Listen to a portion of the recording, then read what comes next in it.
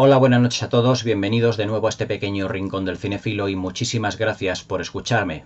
Vamos a comentar la segunda película de terror de este pequeño miniciclo dedicado a Halloween.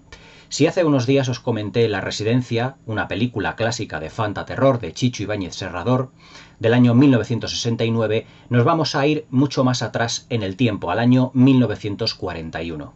Acordaos que durante los años 30 en Hollywood, en la Universal Pictures, esta gran productora de cine de Estados Unidos, debido a la Gran Depresión, empezó a realizar una serie de películas que proyectasen hasta cierto punto, digamos, el malestar y las grandes tragedias que estaba teniendo lo que era la ciudadanía, lo que era la sociedad estadounidense debido a esta Gran Depresión, debido al crack del Wall Street del año 1929. Estas películas eran las películas de terror que fueron Drácula, protagonizada por Bela Lugosi, dirigida por Todd Browning, las películas de Frankenstein dirigidas por James Whale, Frankenstein y la novia de Frankenstein, La momia, protagonizada por Boris Karloff de Karl Freund.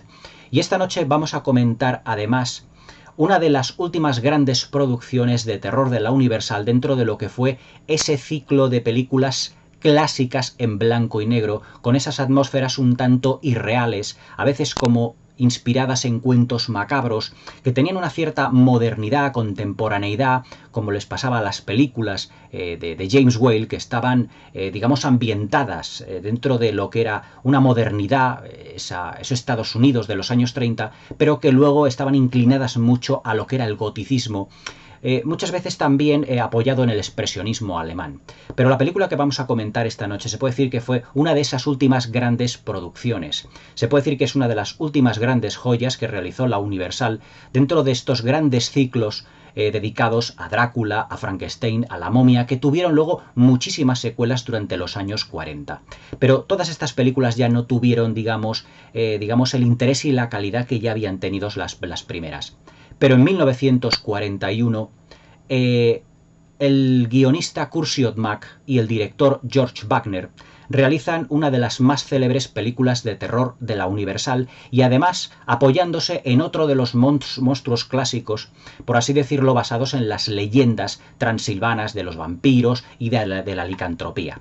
Evidentemente ya sabréis la película que vamos a comentar esta noche y que además es uno de los grandes clásicos ya no solo de la Universal, sino del género de terror en sí, una de sus grandes joyas. Es nada más y nada menos que El hombre lobo de George Wagner del año 1941, protagonizada por Lon Chaney Jr., por Evelyn Ankers, por Ralph Bellamy, Claude Rains y también María Oupinskaya. De todos estos actores ahora hablaremos brevemente para que los vayamos conociendo poco a poco. El protagonista de esta gran joya cinematográfica, Lon Chaney Jr., evidentemente era el hijo de ese gran actor que en el año 1929 falleció y que se le conoció como el hombre de las mil caras. Me estoy refiriendo al actor Lon Chaney, que fue uno de los grandes actores del cine mudo. Aquí en el canal tenéis comentada una de sus obras maestras, la que para mí puede ser la película definitiva que hizo a lo largo de su extensa filmografía, que fue El fantasma de la ópera. Pero Lon Chaney, evidentemente, tuvo descendencia, tuvo un hijo llamado Creighton. Al principio, Creighton quiso dedicarse enteramente al cine, pero su padre no le dejó debido pues, a todo lo que había, por así decirlo, en ese Hollywood de los años 20, en esa época de la Belle Époque, nunca mejor dicho, y que no quería que su hijo se dedicara enteramente a la farándula y que tuviese la misma problemática que él había tenido a lo largo de su extensa carrera y dilatada carrera cinematográfica. Pero como Lon Chaney murió en 1929, su hijo quiso, por así decirlo, no retomar, evidentemente, los grandes papeles que tenía su padre, pero sí que quiso hacer un homenaje a su padre, también transformándose él en actor. No tuvo, evidentemente, ni la importancia, ni su estrella brilló tanto como la de su padre, ni muchísimo menos. Pero se puede decir que durante varios años se convirtió en una de las estrellas de la productora, del estudio de la Universal Pictures, porque se dedicaría prácticamente por entero a la creación de un monstruo y también a la transformación en varios de ellos. Por ejemplo, en 1940 tiene el papel de la criatura de Frankenstein en esa película llamada El fantasma de Frankenstein. Pero en 1941 realizaría el papel, por así decirlo, de su vida, que fue nada más y nada menos que el de Lawrence Talbot en la película que tengo en la mano, en El hombre lobo de George Wagner de la Universal Pictures. Se puede decir que si existe una película del hombre lobo clásica, y eso que hay bastantes, tanto antiguas, clásicas, modernas. La Hammer hizo también la que es para mí la mejor película de licantropía, que es La maldición del hombre lobo de Terence Fisher, una grandísima película. Pero también ha habido otras como Aullidos, como El hombre lobo, un hombre lobo americano en Londres, muchísimos títulos que se han convertido hoy en día en clásicos. Si hay una que puede perdurar realmente por el clasicismo intrínseco que tiene, ese es nada más y nada menos que El hombre lobo del año 1941.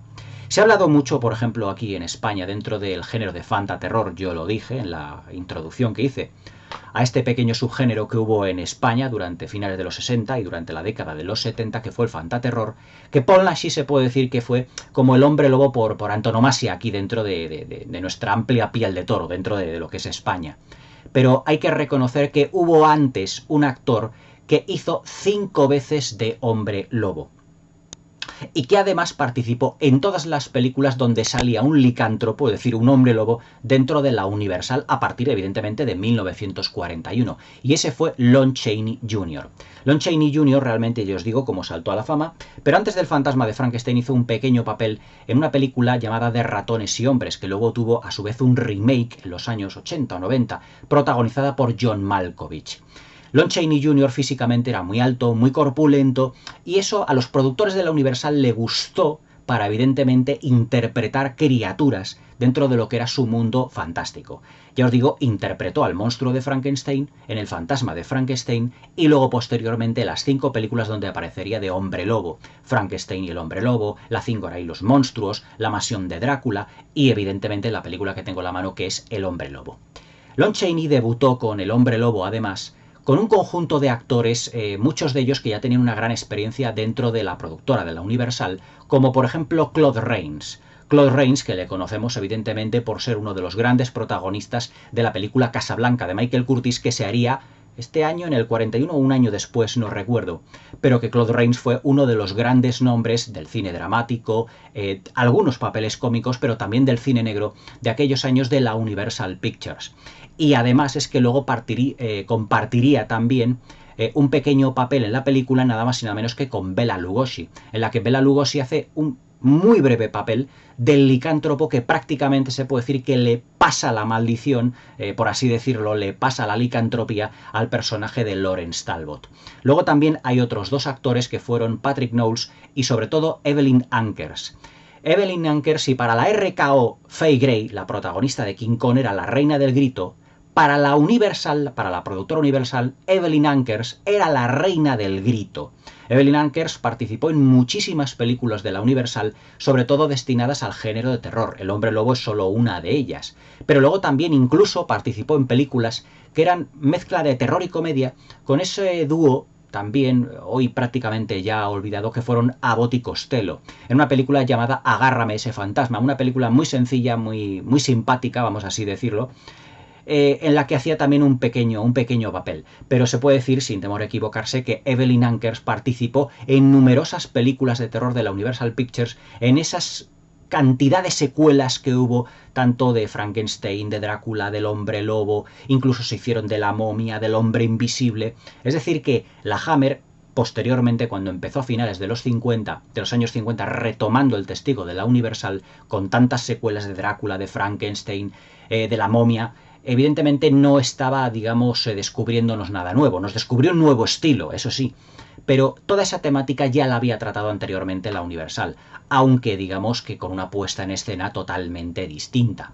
La Universal se destacaba mucho más por el goticismo, por los ambientes irreales y por esa escenografía que digamos que puede ser que podía estar sustentada por las brumas, los castillos abandonados, las criptas, los cementerios, los bosques encantados. Todos estos elementos los tenemos en la película del Hombre Lobo. Pero el Hombre Lobo, si se puede destacar, que hay muchísimas cosas por comentar de esta película, puede destacarse es por la extrañísima mezcla que hay entre modernidad y antigüedad, vamos así decirlo. Ya que el personaje, ahora hablaremos un poquito de lo que es el argumento, el personaje de Larry, de Lawrence Talbot, el personaje que interpreta Lon Chaney Jr., viaja desde Estados Unidos a Inglaterra, porque ha fallecido un hermano suyo y llega al castillo de su padre para encargarse del negocio, el gran negocio, familiar. Pero claro, llega en un coche muy lujoso, muy de los años 30, de los años 40, un coche muy clásico de una persona que pertenece a una familia acomodada y que tiene la típica mansión victoriana, muy gótica también por dentro, con todos los elementos escenográficos, no de películas de terror estilo Drácula con las telarañas, sino que son como espacios muy abiertos, la típica mansión victoriana. Pero todo esto que pertenece a los años 30, a los años 40, este castillo está, digamos, anclado en una zona donde también existe el típico pueblecito, pero que tiene un estilo mucho más medieval. Es más, la gente puede aparecer algún coche, algunos chicos en bicicleta, pero también hay carromatos, es como si el tiempo de repente hubiera retrocedido, desde los años 40, hubiera retrocedido como 60 o 70 años hasta una época como más victoriana, incluso casi me atrevería a decir como una época más medieval. Por ejemplo, el personaje de Maliva, la cíngara que interpreta María Openskaya, ahora hablaremos de los personajes cuando hablemos del argumento, cuando destripemos toda la película en sí, vemos que llega a una feria con el personaje de Bela Lugosi, llamado Bela en esta película, y que llega pues en un carromato tirado por caballos, que parece que está sacado como de la película del séptimo sello de Ingmar Bergman, es decir, como de plena Edad Media. Por lo tanto, hay como un encontronazo aquí como de que no terminas de explicarte en lo que es lo contemporáneo, también ligado con lo medieval y con lo gótico. Es decir, son varios y extraños mundos que parece que se complementan, es decir, que no tienen nada que ver, pero que se complementan perfectamente dentro de lo que es la realización de la película. Pasamos del ambiente completamente victoriano, vamos así decirlo, pero con esos toques de modernidad del interior de lo que es la mansión de los Talbot, nos encontramos con unos bosques sombríos, con unas brumas, que parecen como de un ambiente de un film que recrease una época 70 u 80 años más de lo contemporáneo. Los personajes van vestidos con chaqueta, con corbata, las mujeres al estilo, con peinados y también con trajes de los años 40, de finales de los años 30, pero luego también se están moviendo en ambientes que parecen de épocas muy pasadas, de épocas muy remotas, pero que no desentona para nada dentro de la película, porque yo creo que la Universal, sus productores, sus directores, sus guionistas, realmente tenían esa habilidad de conjugar lo gótico, lo contemporáneo, para que toda clase de público quedase un tanto satisfecha. Si en las películas anteriores de la Universal, como Drácula, Frankenstein, hasta cierto punto La momia también, había un componente del expresionismo alemán, basado en las luces, en las sombras, basado en cierto recargamiento o retorcimiento de los decorados, de la escenografía, de lo que era el vestuario.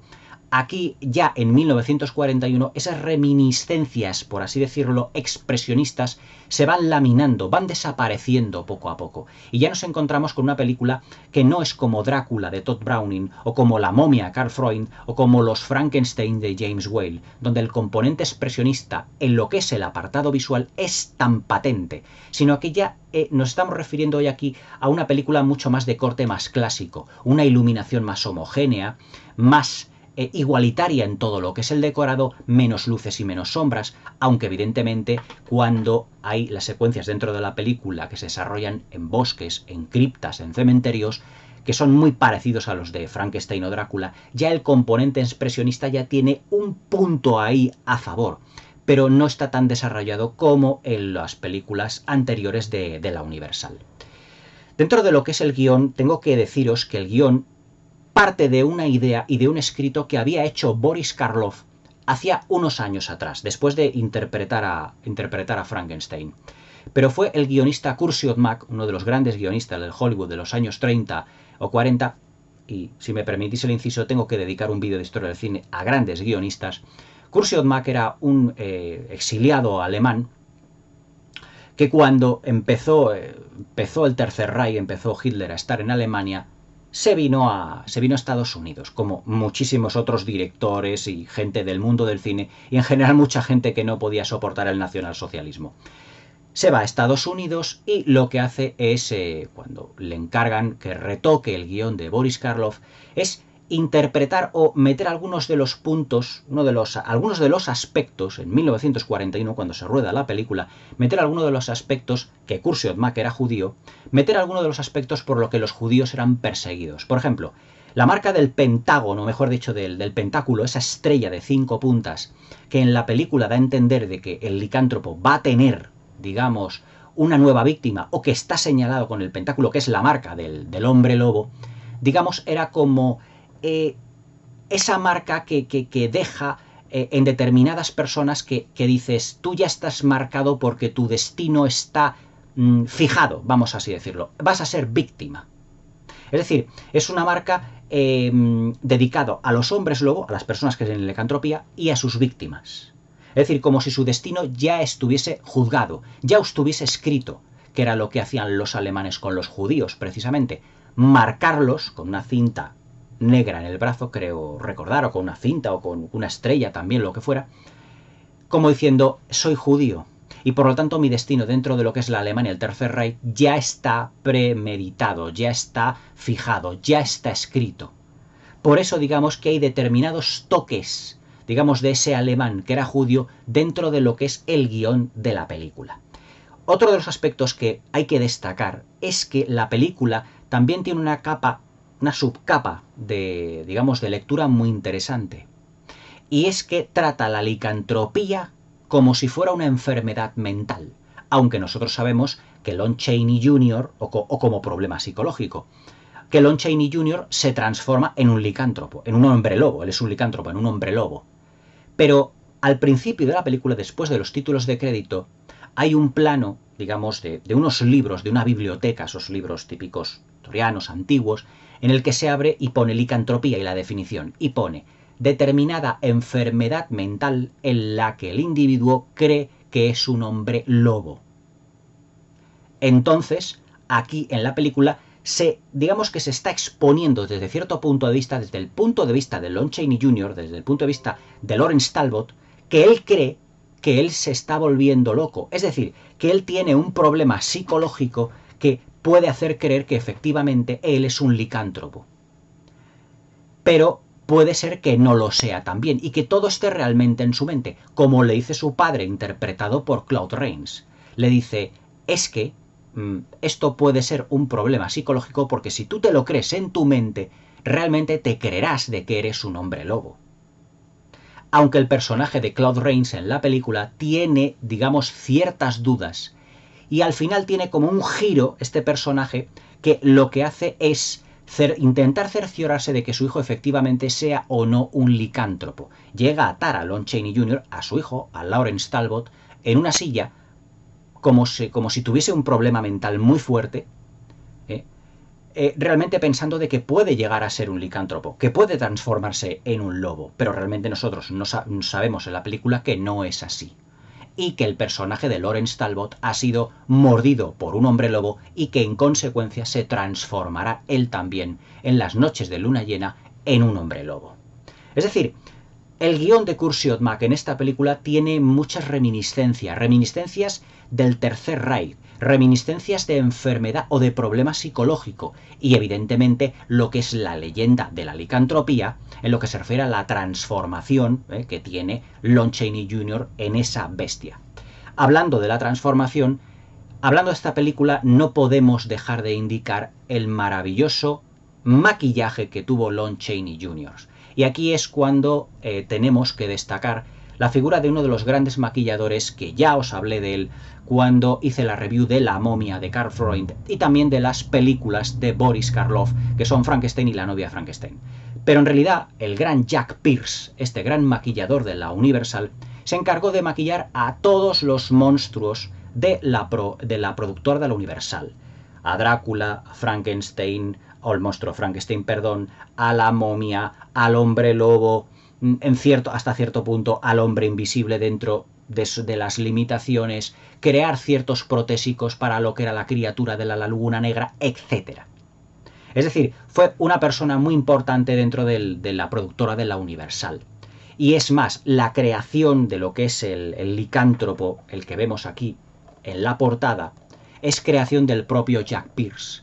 Jack Pierce, que además era un profesional que trabajaba casi siempre con los mismos métodos y que tuvo diariamente sesiones de 6 horas con Lon Chaney Jr. para ponerle todo el maquillaje de lo que era el hombre lobo, los guantes especiales, también en los pies, en las piernas, en lo que era el cuello, la cabeza, por todas partes, para que pareciese realmente pues como un monstruo en realidad. Hoy en día el maquillaje de Lon Chaney Jr. se puede decir que a mí no me gusta decir que esté superado, sino que ya se ha realizado de otra manera.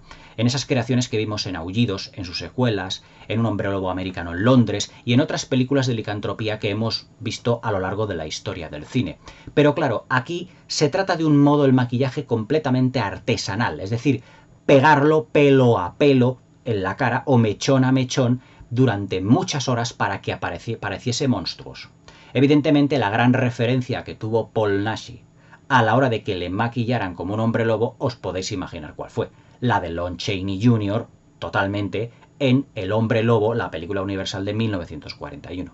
Incluso reminiscencias tiene también aquel hombre lobo interpretado por Oliver Reed en La maldición de Frankenstein de 1960 de Terence Fisher para la Hammer Films. Pero claro, ya era un concepto mucho más visceral, mucho más digamos, violento. Es decir, el hombre lobo de la Hammer era una criatura muchísimo más trágica. Aunque también aquí la película del hombre lobo no carece de cierta tragedia. Mucho más trágica era realmente la de, en ese sentido, Terence Fisher fue mucho más allá. Y Terence Fisher y Jimmy Saxter fueron muchísimo más allá en la creación del hombre lobo para la Hammer. Pero para más notas tenéis realmente aquí la review de La maldición del hombre lobo de la Hammer en la sección de los terrores de la Hammer. Pero lo que quiero decir es que el hombre lobo de Lon Chaney Jr. también tiene retazos de tragedia. ¿Por qué?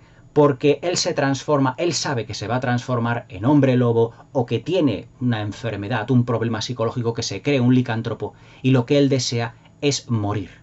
Incluso en todas las secuelas que luego fue protagonizando a lo largo de toda la dilatada carrera que hizo, hasta 5 películas, ya os digo, de haciendo de licántropo, de hombre lobo, en donde fallece, luego le resucitan, hay una serie de jaleos y de conglomerados tremendos aquí, en todas estas secuelas, que aparece con otros monstruos, ya os digo, hasta incluso con Abbott y Costello, en esa película descacharrante que era Abbott y Costello contra los fantasmas, pues también hace de personaje trágico constantemente, que tiene un gran sentimiento de culpa.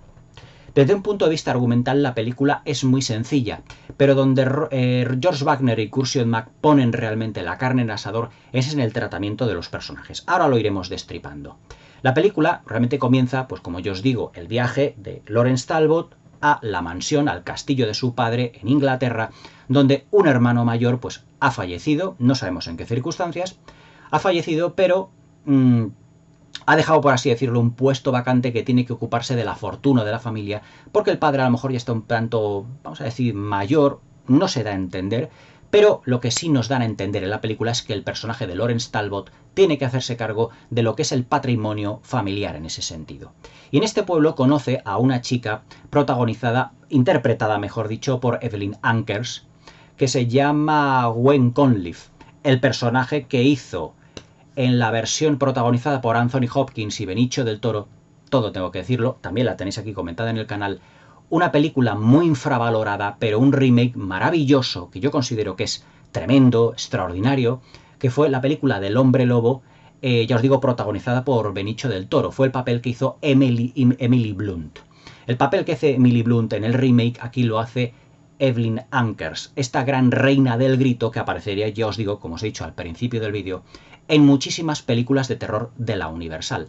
Aunque tengo que deciros que el personaje de Evelyn Ankers está mucho mejor en esta película, tiene más protagonismo y la vemos que tiene una relación con otro hombre, pero a su vez se siente atraída por el personaje de Lawrence Talbot. Es decir, digamos, es un personaje más redondo, más completo. En la película del hombre lobo, protagonizada por Benicio del Toro, dirigida por Joe Johnston, digamos que estaba más limitada como a ser casi más una sufridora. Aunque también, evidentemente, Emily Blunt tiene una capacidad interpretativa que seguramente Evelyn Ankers no tenía. Pero lo que sí tenía Evelyn Ankers era un equipo técnico y artístico detrás, que evidentemente Joe Johnston no tenía. Porque la época de oro de terror, la época de oro del cine de terror fue en la época de la Universal. No lo es en el siglo XXI por desgracia. Pero todo hay que decirlo, el remake de Joe Johnston, protagonizado por Emily Blunt, Benicio del Toro y Anthony Hopkins, es formidable. Y le tenéis aquí comentado también en el canal hace ya un año y pico que lo hice. Evidentemente esta es la película madre. Evelyn Ankers, que hace un papel realmente delicioso dentro de la película. Y además es que recuerdo que yo cuando la vi por primera vez me enamoré de ella, de Evelyn Ankers, pues una rubia guapísima, con un pelo precioso, muy a estilo casi Hilda, de principios de los años 40 de la misma época, pero esa es la gracia que también tiene la película, es decir, es como muy contemporánea para la época, pero luego los personajes se meten en esos ambientes un tanto turbulentos, góticos, de cementerios, de criptas, de bosques encantados, de castillos, más llevándolo más digamos el guión y el director, llevando esta película más a lo que es el goticismo clásico de lo que es la criatura, para que el hombre lobo cuando se mueva más en su hábitat natural, es decir, en los bosques, en los cementerios, se arrastre por las criptas, digamos por los páramos, todo lleno de bruma, de niebla, es decir, como con la típica escenografía que tenían o que habían tenido en los años 30 las películas de terror de la Universal, desde el Frankenstein prácticamente de Todd Browning, interpretado por Bela Lugosi. Todo eso había sentado cátedra en lo que la escenografía se refiere. Pues cuando conoce al personaje de Gwen Conliffe, del personaje interpretado por Evelyn Ankers, digamos que ella ya tiene relación con otra persona, el protagonista, el personaje, su novio es Patrick Knowles, pero se puede decir que tiene como, aunque tiene otra relación, se siente atraída por él. Y se van pues a una feria, que ahí han venido al pueblecito este, que parece sacado de un de un cuento medieval. Evidentemente eran decorados que tenía la Universal. La Universal, si me permitís el inciso, tenía decorados especiales, digamos, de pueblecitos que tenían reminiscencias europeas. Podían transformarlo en el típico pueblo escocés, o en un pueblo francés, o en un pueblo español, o en un pueblo de lo que sea, evidentemente cambiando la escenografía un poquito, pero los decorados ya estaban construidos. Pues cuando estos personajes se van, digamos, a esa feria, conocen a Maria Openskaya, actriz, pero el personaje se llama Maliva y es una zíngara, una gitana, que lo que hace es, digamos, intentar leer el futuro a los personajes, pero que Maliva, digamos que aquí es la poseedora del secreto de, por así decirlo, de la licantropía, ya que su hijo, Bela, interpretado por Bela Lugosi, es un licántropo. Y es el que va a promover, pues el que va a provocar todos los acontecimientos de que este personaje se transformará en un lobo y es el que muerda al personaje de Lon Chaney Jr., a Lawrence Talbot, y el que ya desate la maldición de la licantropía en este personaje. Y ya sus dudas de que si es realmente de si él realmente está teniendo una enfermedad mental o si tiene un problema psicológico o que si no sabe si ha matado a uno a otro, porque claro, uno de los personajes de la película es atacado por un lobo, que es el personaje de Bela Lugosi transformado en licántropo, transformado en lobo. Pero cabría decirse por parte del espectador si el personaje Bela Lugosi se ha transformado en un lobo, en una especie de perro, porque Lawrence Talbot se transforma no en un perro, sino, es decir, en un animal como en la película, como Bela Lugosi, sino en una criatura monstruosa. Entonces, cuando Lon Chaney cuando Lawrence Talbot va al encuentro de esa persona que está gritando, que está siendo atacada por el hombre lobo de Bela Lugosi, él tiene un bastón que ha comprado anteriormente en la tienda de antigüedades de Gwen Conliffe. Su padre tiene una tienda de antigüedades en el pueblecito al lado del castillo de Lawrence Talbot, y que tiene un pomo, tiene un mango que es de plata y es la cabeza de un lobo. Y como es de plata, puede matar a un hombre lobo realmente con él. Y claro, el licántropo se transforma en Bela, es decir, en un personaje, en alguien humano. Y hay un personaje dentro de la película interpretado por Ralph Bellamy, otro de los grandes actores secundarios de aquella época de Hollywood, que hace el papel, digamos, como con una leve trama policíaca, vamos así llamarlo. Y lo que hace es investigar el cadáver de Bela Lugosi, del personaje interpretado por Bela Lugosi, y dice, claro, Lawrence Talbot ha matado a una persona. Y claro, Lawrence Talbot, de ahí su conflicto psicológico, cree que ha matado a una persona cuando ha matado realmente a un licántropo. Y de ahí que se crea que en la película, una de las bases, de las capas de lectura que tenga, es que el hombre lobo digamos que la licantropía sea como una enfermedad mental, como un problema psicológico. Porque claro, Lawrence Talbot, después de matar a ese lobo, el lobo se transforma en el personaje de Bella, es decir, en un humano. Y la policía cree que Lawrence Talbot ha matado a un humano. Y ahí es donde se desarrolla esta breve trama policial que tiene la película en sí. Y claro, ya aquí se desencadenan todos los acontecimientos en el que se cree que Lawrence Talbot ha matado a una persona, siendo realmente él como el gran apoderado, el personaje de ese castillo, y que domina, por así decirlo, parcialmente, todo lo que son los alrededores, y que es gran conocido dentro de lo que es ese pueblecito. Es más, le llaman el señorito Larry. Es decir, porque él es de clase alta y los del pueblo son, digamos, de una clase más baja. Diferencia de clases que en los años 40 ya no había. Y sí, pero que sí que es típico de la época victoriana, incluso me atrevería a decir que medieval. Por lo tanto, he ahí la dicotomía que os presentaba al principio del vídeo. Entre el ambiente moderno contemporáneo de los años 40, con sus coches, sus vestimentas, sus peinados, se puede ver en los personajes de Lon Chaney, de Claude Rains, de Evelyn Ankers, de Ralph Bellamy, pero luego también cierto tono gótico, victoriano, con reminiscencias medievales, como es ese pueblecito que yo creo que es casi el mismo donde se rodaron también las películas de Frankenstein. Yo creo que o sea, son los decorados de la Universal, pero claro, cambiados de tal manera que todo ello parezca realmente distinto cuando no lo es en ese sentido. Por eso yo os digo que el hombre lobo tiene esa mezcla extraña, pero a su vez destacable en todos estos aspectos que os estoy narrando. Lo que a mí más me llama la atención, ya no desde un punto de vista ya objetivo, sino desde un punto de vista subjetivo, es que la Universal sigue siendo fiel a su escenografía, a su puesta en escena. Todas las películas de terror de la Universal, incluso desde la época de Carl Laemmle, el productor original del Fantasma de la Ópera y de muchas otras producciones de Lon Chaney, padre, hasta bien entrados los años 40, ya con su hijo Carl Laemmle Jr., en el departamento de la Universal, en lo que a cine de terror se refiere, es la homogeneidad vamos a así decirlo, de la puesta en escena, de los decorados, de la escenografía.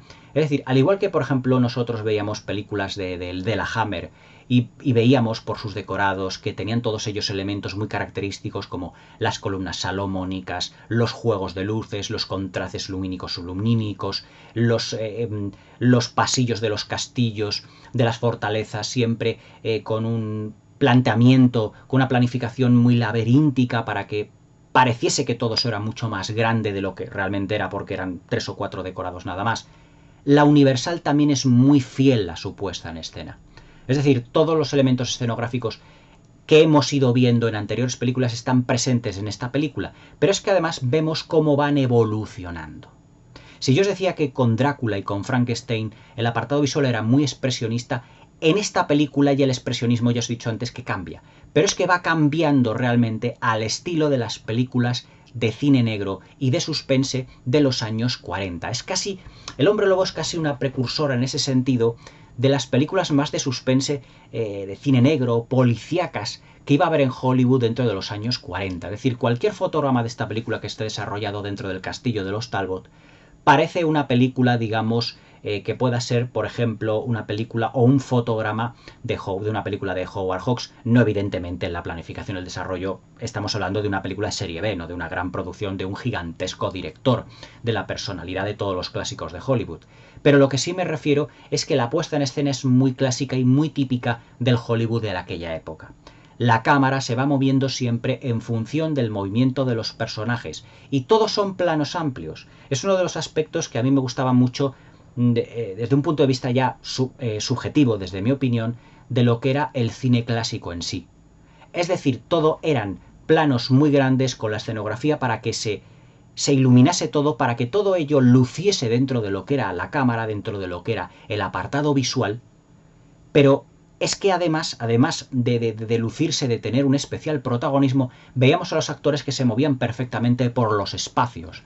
No había prácticamente planos estrechos, sino que la cámara apenas tenía zooms y tenía movimientos. La cámara solo se movía en función del movimiento de los personajes y cuando los personajes lo requerían. Es decir, por eso os digo que lo que es el apartado técnico, la planificación técnica es muy clásica por parte de todo lo que son los estudios y lo que eran las películas de aquella época.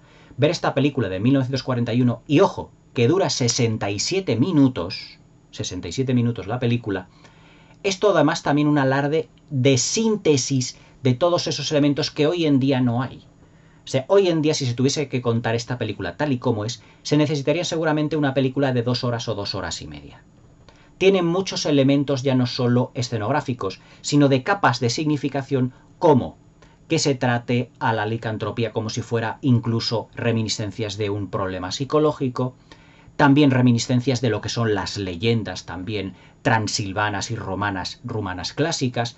Es decir, tiene lecturas como la tragedia de Lawrence Talbot, es la tragedia de ese personaje que odia en la película odia y es temeroso de sí, su situación de licántropo. No es como el vampiro, como Drácula, o como otras películas, como El hijo de Drácula, precisamente, donde Lon Chaney Jr. también hizo, ya hablaré también del hijo de Drácula, una película también muy notable de los estudios Universal, dentro del gran ciclo que tuvo. Es decir, que digamos que el personaje de Larry Talbot, ¿cómo os lo diría yo? Odia su condición de licántropo, odia su condición de hombre lobo. No es como los vampiros, que les gusta ser vampiro. En ese aspecto yo creo que el hombre lobo se parece más o está más cerca del monstruo de Frankenstein que de, digamos que de otras criaturas también transilvanas del folclore rumano como son los vampiros. Acordaos también que la criatura de Frankenstein en las películas de James Whale odiaba su condición de tal, porque según él, todos me odian. Por eso se termina, al final de La novia Frankenstein termina suicidándose. Pero aquí el personaje está más cerca de la tragedia en ese sentido y odia su condición de licántropo. Por eso él dice, tengo que huir de aquí, tengo que salir, no te acerques a mí, no vengas a mí, porque él sabe conscientemente que sea para él un problema mental, un problema psicológico, una enfermedad, o no lo sea, el peligro para lo que están alrededor realmente es palpable. Otro de los aspectos que me gustaría destacar, evidentemente, de estas maravillosas películas es que estaban todas como rodeadas o filmadas con cierta poesía. Por ejemplo, cuando vemos al licántropo, a Lon Chaney Jr., con todo lo que es el maquillaje del licántropo, moverse por esos bosques tan densos, seguramente en lo que era el decorado del bosque no había más de 5 o 6 árboles puestos si llegaba, y evidentemente una máquina haciendo como de bruma. Y el fondo se puede decir que eran prácticamente pues como telones o como pinturas que para dar un poco más de profundidad. En ese sentido, tiene como un aire a cuento macabro el hombre lobo. Es como un cuento, como una pesadilla, porque el personaje de Lon Chaney Jr. realmente él cree que está viviendo un estado de pesadilla. Y ese cuento pesadillesco, ese estilo macabro, lo vemos en las secuencias en las que se va moviendo, muy sigilosamente además que siempre el director George Wagner lo que hace es enfocar primero los pies, si os fijáis, los pies de la criatura, los pies del licántropo, para luego mostrarnos el cuerpo y la cara en sí.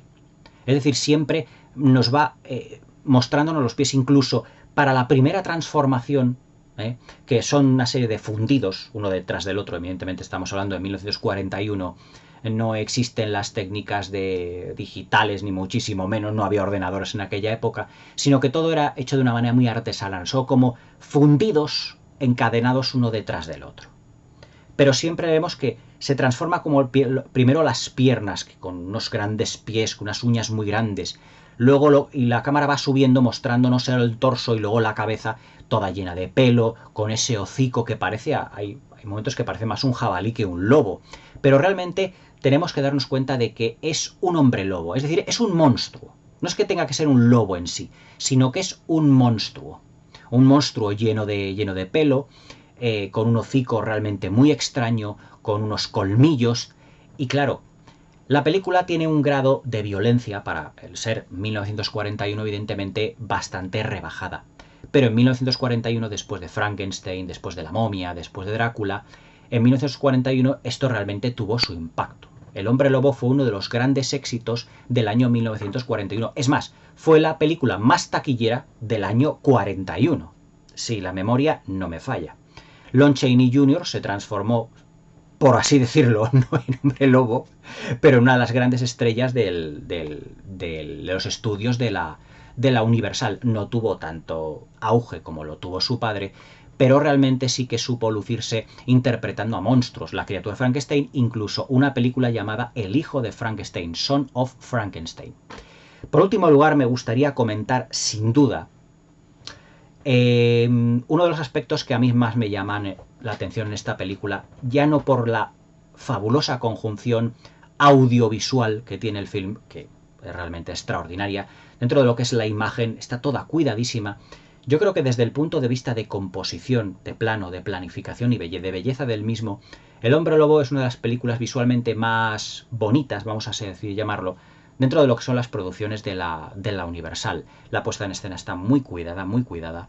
Los planos estáticos, otros moviéndose con la cámara, evidentemente, yo creo que tienen una gran belleza.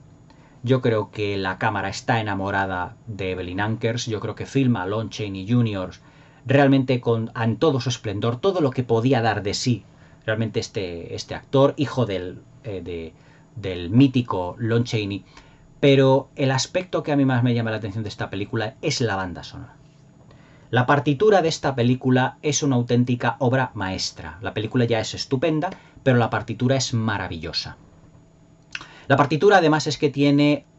Además es que en aquella época, tengo que deciros una cosa. En aquella época se hacían bandas sonoras, partituras, que tenían una personalidad propia.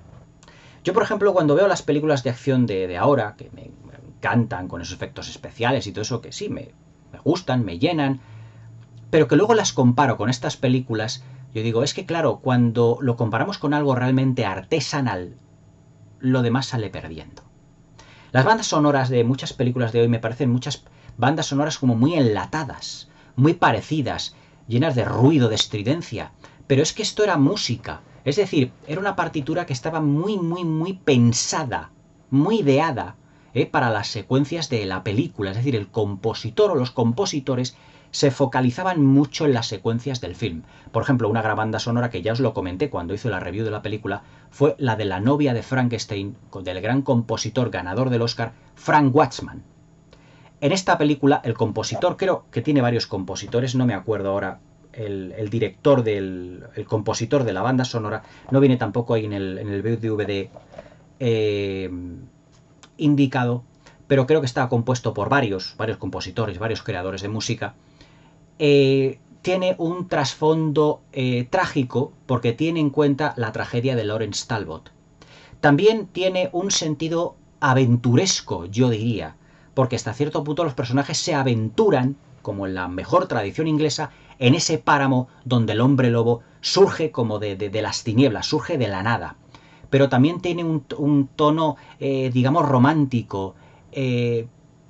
Sobre todo, parte de la partitura, parte de la banda sonora tiene un halo poético romántico, vamos a llamarlo poético romántico, además con instrumentos de viento, con violines, que es realmente bello de oír, es precioso.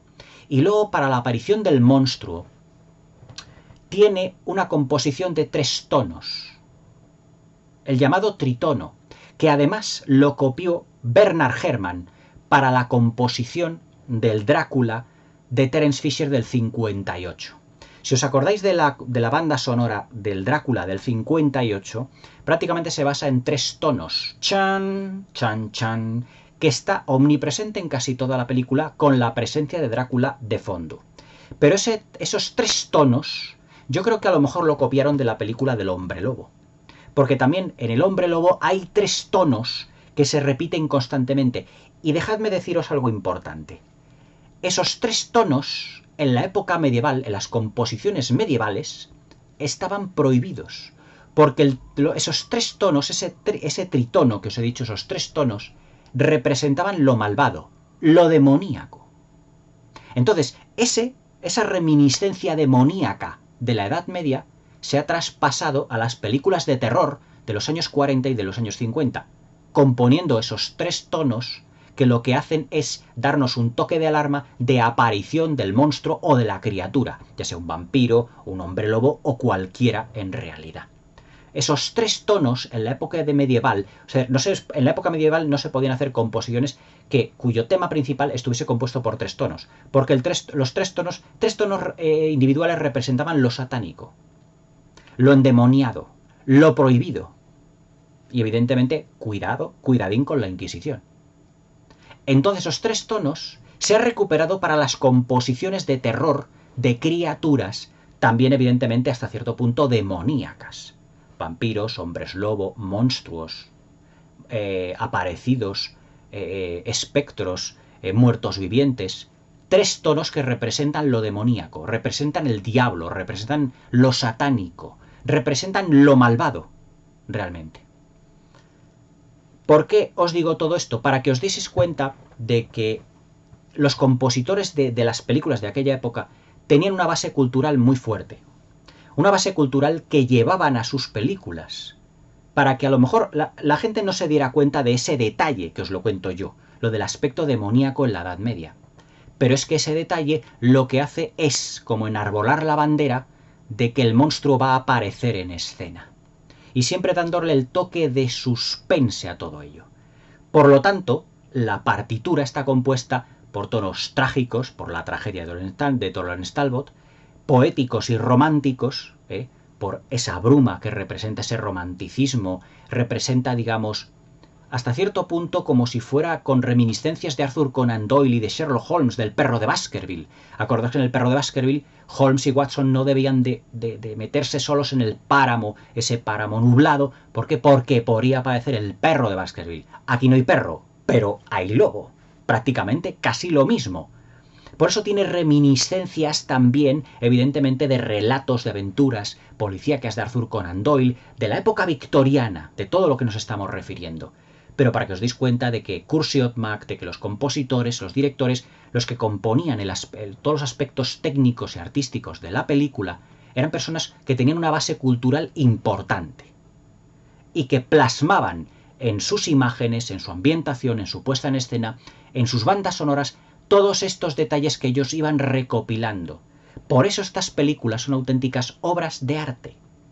No solo una obra maestra, es una obra de arte, porque tiene muchas reminiscencias de muchas culturas, de muchos aspectos de la Edad Media, de la época victoriana, de reminiscencias novelescas, de reminiscencias de leyendas, de muchas cosas en sí. Es decir, todas estas películas de terror, ya fueran británicas o norteamericanas, de la Universal, de la Hammer, realmente las dos grandes productoras de terror de la historia, estaban plagadas de estos detalles que yo os estoy explicando vídeo a vídeo cuando me refiero a estas películas. Por eso, como estas películas ya nunca más se van a filmar. ¿Por qué? Porque tienen aspectos que los directores de hoy en día y los productores de hoy en día ya no tienen en cuenta. Hoy te ponen la típica banda sonora un tanto así terrorífica, con los sustos, con los sonidos que parecen paz, que te dan sustos y todo en el cine todos saltan. Pero eso no es una película de terror, eso no es una película de ambientación gótica, eso no es una película de época con reminiscencias de suspense y de horror. No, eso digamos que es otra cosa. Por eso el cine de terror de hoy es otra cosa. El cine de suspense y el cine fantástico de aquella época era, digamos, otro mundo. Estaba todo lleno de reminiscencias históricas, literarias, musicales, artísticas. Era otro mundo completamente. Por eso películas como El hombre lobo son auténticas joyas irrepetibles, que merecen estar, digamos, en la colección de todo gran aficionado al cine. Yo, por ejemplo, cuando veo estas películas, que siempre me las suelo ver, he visto El hombre lobo, ya para terminar os doy así un poquito ya, digamos, un pequeño resumen como colofón al vídeo. Yo cuando veo estas películas las suelo ver casi todas, casi seguidas, porque viéndolas seguidas, no una detrás de la otra, pero en días alternos y todo esto, te vas empapando de toda la maravilla que eran capaces de hacer con muy poco, porque estas películas eran de serie B. O sea, no estaban hechas con un grandísimo presupuesto, aunque hoy en día hacer una película como esta, tal y como está filmada, costaría lo mismo prácticamente que una superproducción. Pero no se ha perdido muchas veces ese halo poético, romántico, porque todas estas criaturas, Drácula, el hombre lobo, la criatura de Frankenstein, digamos que tenían un cierto halo poético, porque son personas que hay veces que disfrutan de su condición, pero hay veces que sufren por su condición, como os he estado comentando anteriormente. El fantasma de la ópera sufría por su condición de deformado. El hombre lobo, Lawrence Talbot, sufre por su condición de licántropo y matar a sus seres queridos. Hay una frase muy conocida en la película que dice, es que el licántropo, el hombre lobo, mata primero a quien más quiere. La criatura de Frankenstein, digamos que también odia su situación de que no sabe quién es, que no sabe cómo ha vuelto a la vida, porque es un conjunto de piezas de cadáveres. Es decir, ese componente de romanticismo se ha perdido por completo. Es una lástima, pero claro, por eso a mí me gustan tanto las películas clásicas antiguas, porque tienen un componente artístico que ya hoy en día no existe y que ya difícilmente es recuperable. Yo cuando fui a ver, y ya esto acabo el vídeo, cuando yo fui a ver la película de la momia al cine, aquella que protagonizó Tom Cruise para revitalizar la franquicia que iba a hacer la Universal sobre monstruos, que iba a meter al hombre lobo, a la novia Frankenstein, a todo esto. Y yo me vi una película de acción de Tom Cruise a la Misión Imposible, a mí se me cayó el alma a los pies. Es decir, es que esto no tiene nada que ver con otros... Claro, eran otros tiempos. Eran otros tiempos. Era casi hace 80, 90 años.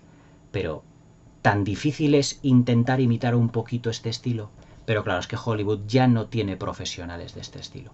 Es una auténtica lástima para ello, pero joyas como El hombre lobo de George Wagner, escrita por Kurt Siodmak, un guión impecable, con esa puesta en escena, reminiscencias entre lo gótico y lo moderno y lo contemporáneo, y con personajes tan entrañables, tan bien definidos, y con esa puesta en escena brumosa, literaria, con esa ambientación musical tétrica, pero a la vez trágica, melancólica, con esas pinceladas de romanticismo, dices, es que como esta película no se va a repetir nada igual.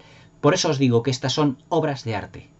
Son las auténticas obras de arte de lo que era el cine de terror auténtico. El hombre lobo, protagonizada por Lon Chaney Jr. y dirigida por George Wagner en 1941. Una auténtica joyita y una pequeña obra maestra ya no solo del género, sino de la historia del cine. Y el auténtico referente para todas las demás películas de licantropía que se filmarían, evidentemente, en todos los años posteriores. Pero que la clásica y la auténtica es El hombre lobo. Para mí, ya os digo, es mejor película, exponencialmente mejor, por cómo lo que se expone y que tiene más capas de significación, La maldición del hombre lobo de la Hammer de Terence Fisher del 61. Pero la clásica, la versión clásica de todos los tiempos, es la de 1941 de la Universal Pictures. Como estas películas no se volverán a repetir nunca más. Espero que os haya gustado el vídeo. Para ya, vamos a decirlo, clausurar lo que es Halloween. Espero que os haya gustado lo que es la exposición y reseña de esta maravillosa joya que yo la tengo en mi colección desde ya hace muchísimos años, creo que desde el año 2002 o 2003, 2004 o 2003 por ahí, ya tiene 20 años, pero la sigo disfrutando como la auténtica y pequeña obra de arte, pequeña gran obra de arte que es. Todo ello está estudiadísimo. La música, la puesta en escena, realmente fabulosa. El hombre lobo de George Wagner de 1941, protagonizada por Lon Chaney Jr. La auténtica y clásica película de hombres lobo y de licantropía. Espero que no paséis mucho miedo, que lo paséis bien en estas fiestas. Espero que os haya gustado la reseña, que os haya gustado. Un pulgar hacia arriba, eso me ayudará mucho, que os suscribáis al canal, que paséis ahora sí, una muy buena velada y hasta mañana.